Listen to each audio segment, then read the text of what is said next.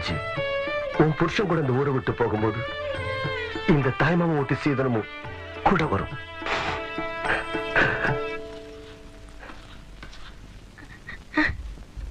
என்னத்த அப்படி பாக்குற? நான் உன் பிள்ளையாச்சே, ஆத்திரத்தோட தான் போனேன். ஆசீர்வாதம் பண்ணி போட்டு வரேன்.